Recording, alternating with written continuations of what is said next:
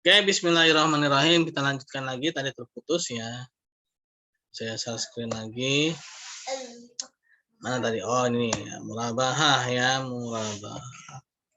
Oke, tadi masuk ke denda ya. Denda apa? Oh, uang muka ya. Tadi denda udah. Tadi denda gimana? Keputus nggak? Jelas nggak tadi pas denda tuh? Coba saya ulang lagi, dia denda ya. Takut tadi putus. Jadi gini, denda pada instansi keuangan syariah bedanya pertama ya, yang udah pasti ya, dia punya laporan keuangan sendiri ya. Pada keuangan syariah itu ya, pada industri keuangan syariah itu dia punya laporan keuangan dana kebajikan ya. Itu buat denda, buat infak, sedekah ya, dana-dana CSR ya itu ya. Nah, terus yang kedua bedanya lagi, dia berupa nominal langsung, berupa nilai rupiahnya, bukan persentase ya. Bukan persentase dari harga jual ya, bukan ya. Kalau di konvensional kan biasanya persentase ya kan. Kalau misalkan telat 1 hari kena berapa persen dari harga jual gitu kan.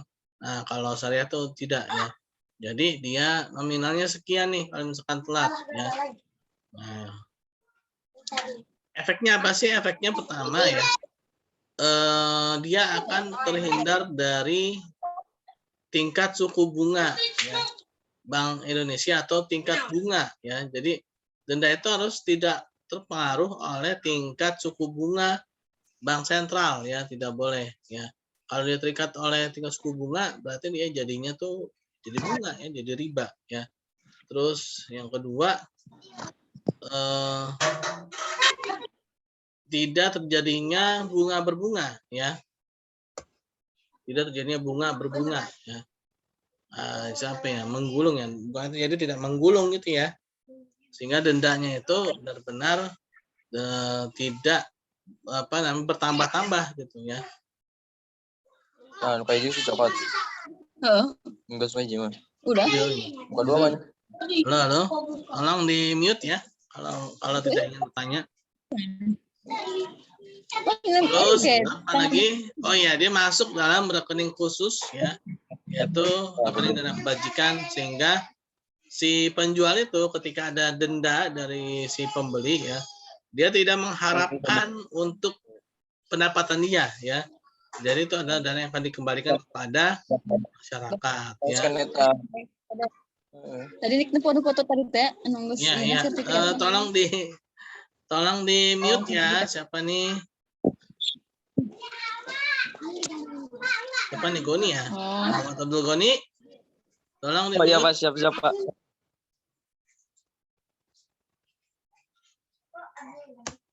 Ya, Goni. Itu tadi denda ya. Lalu uang muka sekarang ya. Nah, uang muka ini ya, dia adalah pembayaran di awal ya, yang bisa mengurangi harga ya. Jika barang jadi dibeli oleh pembeli, maka uang muka diakui sebagai pembayaran piutang, bagian pokok dari pelunasan piutangnya itu ya. Jika barang batal dibeli, maka uang muka dikembalikan kepada pembeli setelah diperhitungkan dengan biaya-biaya yang telah dikeluarkan oleh penjual ya. Atas uang muka tersebut di atas, penjual akan membuat pencatatan, yaitu pada saat menerima uang muka, kas, rekening, pada kewajiban lain-lain, yaitu uang muka murabahah. Kenapa ditulis kewajiban lain-lain? Ya karena barangnya itu belum dikasih ke pembeli ya. Berarti si penjual ini punya utang kan? Utang, dia ada di posisi pasifah ya.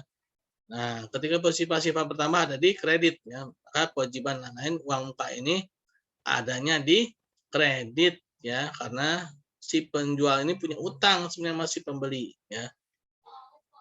Pada saat barang dibeli oleh pembeli, terjadilah yang tadi itu ya, piutang murabahah pada margin murabahah tangguhan pada persediaan murabahah. Nah, kewajiban lain-lain ini ya, ketika barangnya sudah diserahkan, nah maka kewajiban ini harus hilang nih. Kenapa? Karena udah diserahkan ya.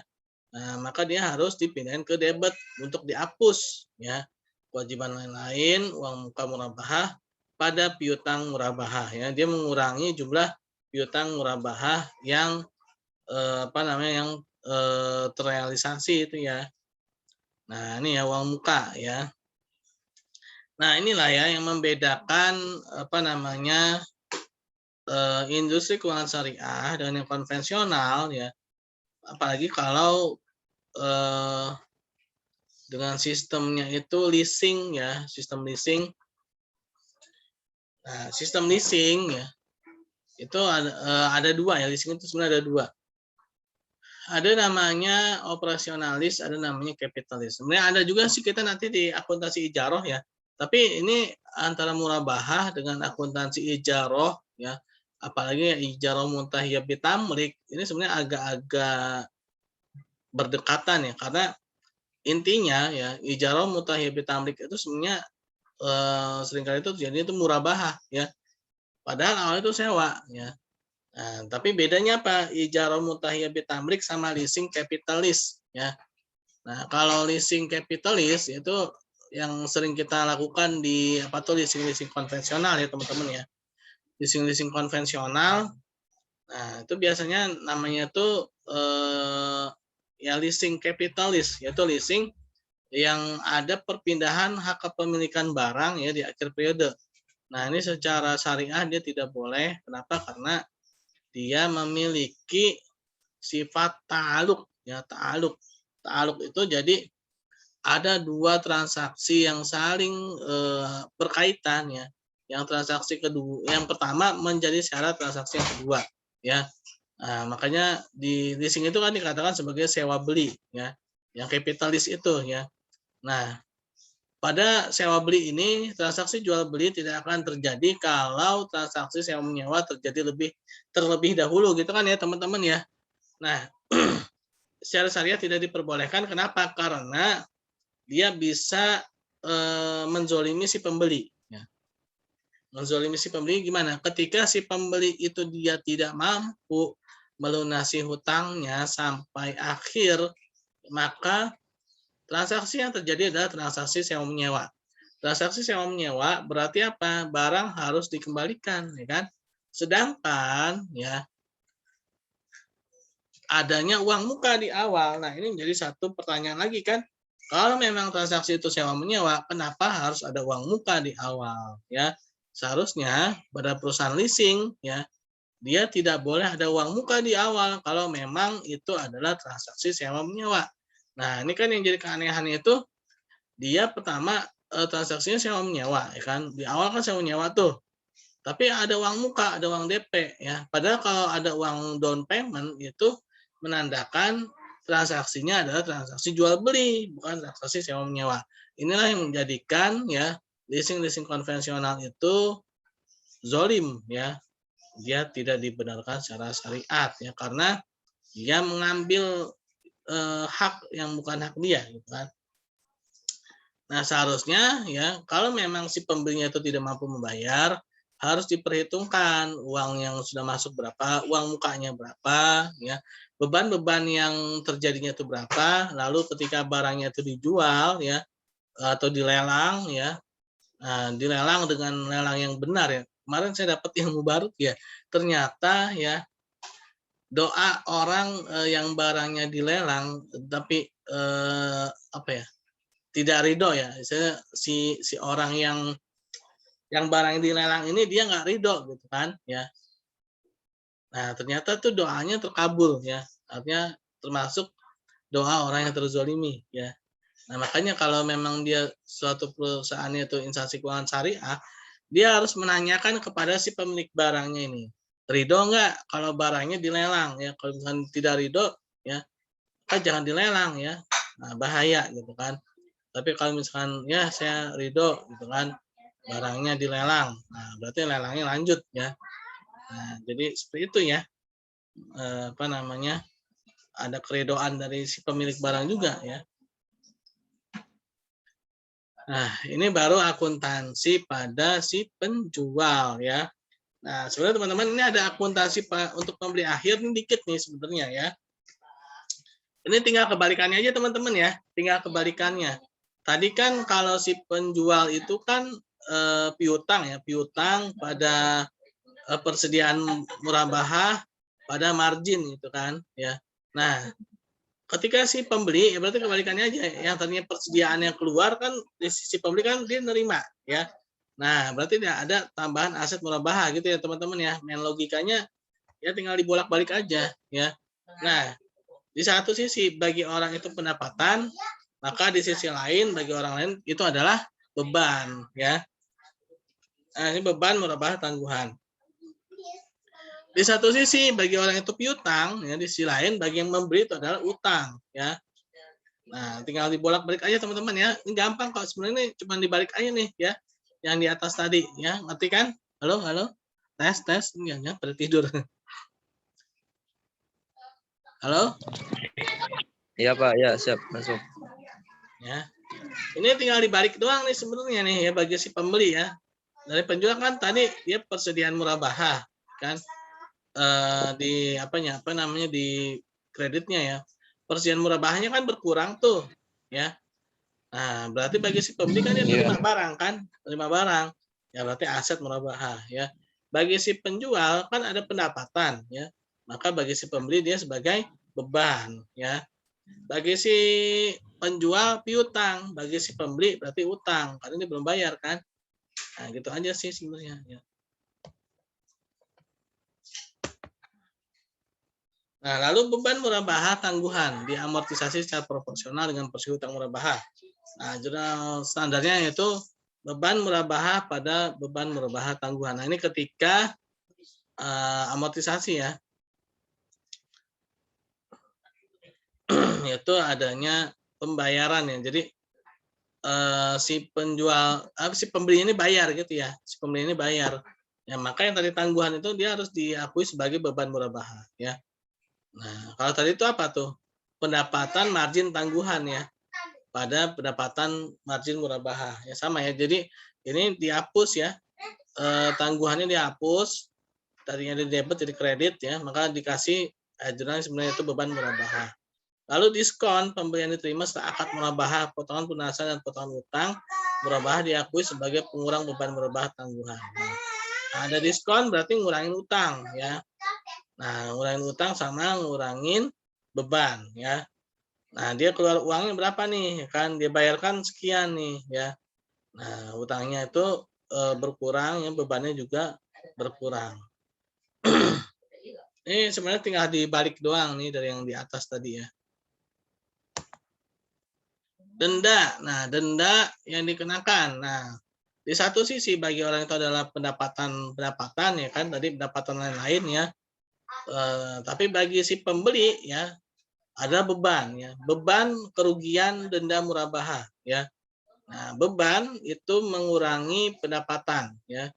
Pendapatan itu dia menambah laba. Laba dia ada di pasifah ya. Pasifah kalau bertambah dia kredit ya.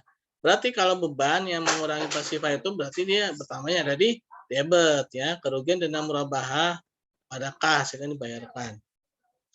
Lalu potongan uang muka akibat pembeli akhir batal membeli. Nah, nih.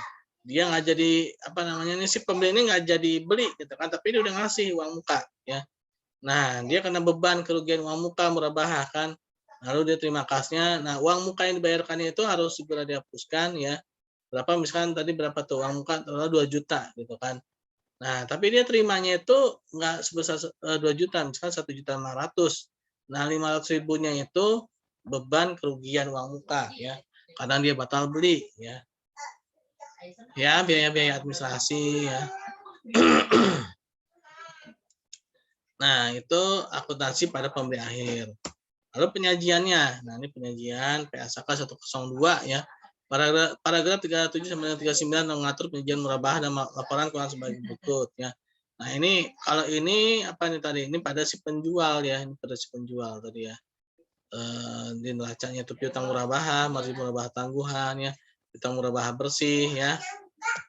Nah, ini teman-teman kalau nanti ketika lulus kerja di suatu perusahaan instansi keuangan syariah ya, apa namanya, mudah-mudahan ya perbankan syariah ini makin meluas dan juga diikuti dengan industri-industri bisnis syariah yang lainnya ya, sehingga peluang-peluang kerja di instansi syariah itu makin banyak ya.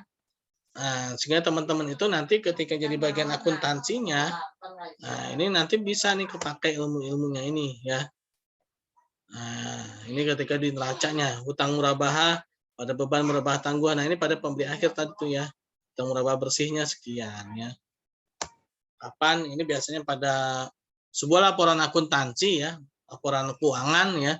Itu biasanya ada pengungkapan ya. Catatan atas laporan keuangan ya. Ingat ya, laporan keuangan itu ada namanya laporan catatan atas laporan keuangan. Jadi catatannya itu juga masuk laporan juga ya. Dia melaporkan pencatatan dari laporan keuangan yang ada ya. Nah, pengungkapan ya. Ya, oke teman-teman, ada yang mau ditanyakan? Mumpung waktu masih banyak ya. Sebanyak ya.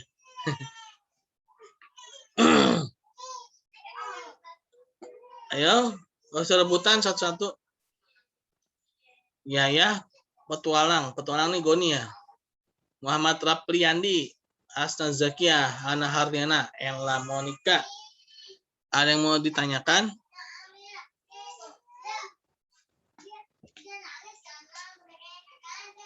Ada yang mau ditanyakan nggak?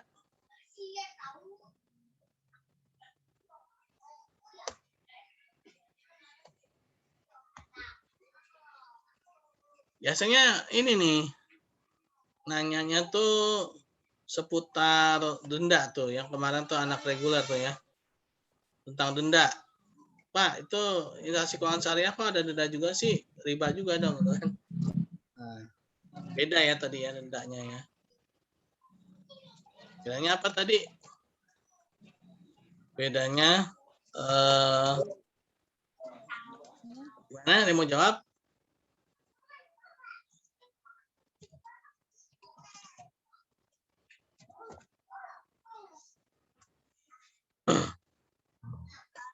Bedanya gimana? Mana Goni ini? Kayak Goni. Apa? Ya Pak, ya. Ya, bedanya gimana tadi? Nih, Iya dong.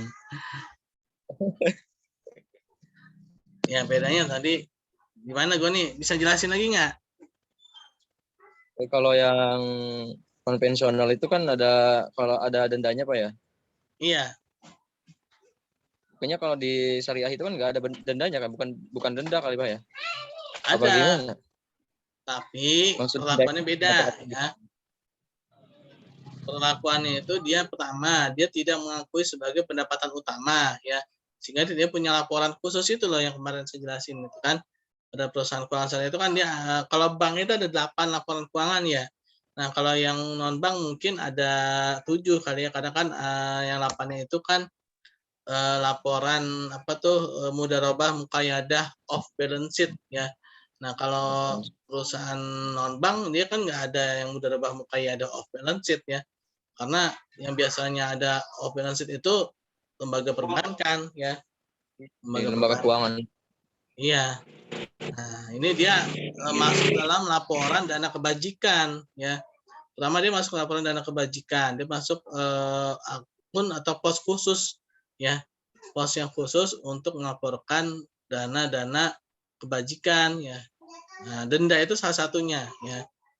Lalu yang kedua, dia tidak berupa persentase ya dari nilai harga jual, melainkan dia langsung nominal ya yang disebutkan ya, nominalnya misalkan denda 100.000 gitu ya. Nah, jadi dia tidak tidak membuka peluang untuk jatuh ke dalam riba ya. Nah, kalau persentase itu kan dia khawatirnya jadi riba kan, karena persentase itu bisa berubah-ubah ya. Karena bisa berubah-ubah. Kalau apa namanya nominal kan enggak kan, ya 100.000 ya 100.000 gitu ya. Itu yang membedakannya. Oke. Mana ada yang mau ditanyakan lagi mengenai akuntansi murabahah ini? Ini sebenarnya banyak loh murabahah ini. Kalau teman-teman tadi ini ya mengikuti banget ya, itu apa namanya banyak tuh, terutama dalam dunia dunia perleasingan ya, atau jual beli ya. Nah, ini antara di lapangan kan antara murabahah dengan leasing itu, padahal leasing itu kan ijaroh ya.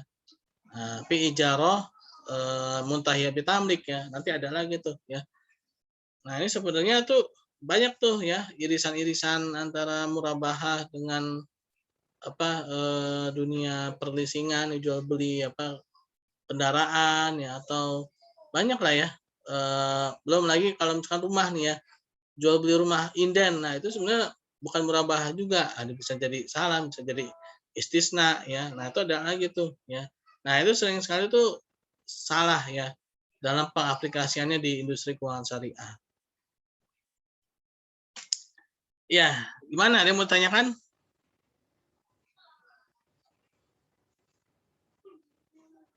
Ada yang mau tanyakan?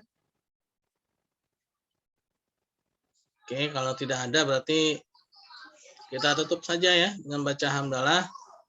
Alhamdulillahirabbil alamin dan doa subhanakallahumma bihamdi subhanakallahu bihamdika asyhadu an la ilaha illa anta astaghfiruka wa atubu ilaik. Assalamualaikum warahmatullahi wabarakatuh.